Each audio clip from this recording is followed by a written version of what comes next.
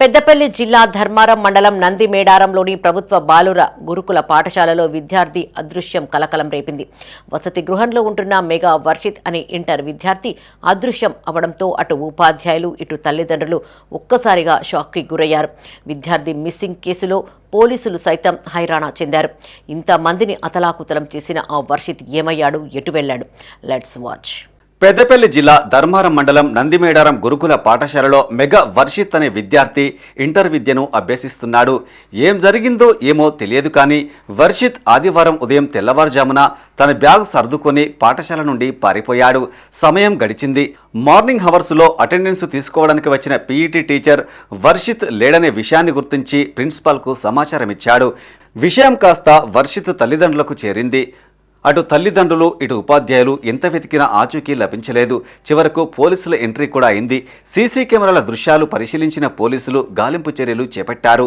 చివరకు సాయంత్రం 3 గంటల తర్వాత నందిమేడారం శివారులో ఉన్న ఓ మామిడి తోటలో విద్యార్థి ఉన్నట్లు గుర్తించారు. దీంతో ఇటు పాఠశాల సిబ్బంది అటు విద్యార్థి తండ్రి ఊపిరి పీల్చుకున్నారు.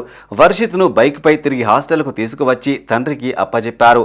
ఇక హాస్టల్కు వచ్చిన వర్షిత్ బ్యాగును చెక్ చేయగా అందులో వివిధ రకాల తినుబండారాలతో పాటు 600 రూపాయలను గుర్తించారు. దీంతో సుమారు 11 గంటల ఉత్కంఠకు తెరపడింది. జూన్ 16వ తేదీనాడు జాయిన్ అయ్యిండు.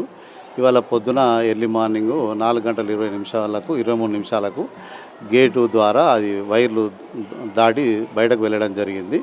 అయితే 4:30 తర్వాత బయట నుంచి సురేష్ అనే ఫిజికల్ డైరెక్టరు లోపలికి వచ్చి పిల్లలందరినీ లేపి తర్వాత గ్రౌండ్లో వాళ్ళతోటి అసెంబ్లీ చేసి అటెండెన్స్ తీసుకోగానే ఒక అబ్బాయి తక్కువ ఉన్నాడనే విషయం తెలిసి నా దృష్టికి తీసుకురాగానే సరే ఒకసారి సీసీ కెమెరాలు చూద్దామని చూస్తే అందులో అబ్బాయి వెళ్ళినట్టుగా మనం గమనించడం జరిగింది. స్కాలర్గా చదవడం వల్ల కొంచెం హాస్టల్ అనేటువంటిది నేను అనే కొద్ది ఇబ్బందిగా ఫీల్ అవ్వడం మొదలైంది.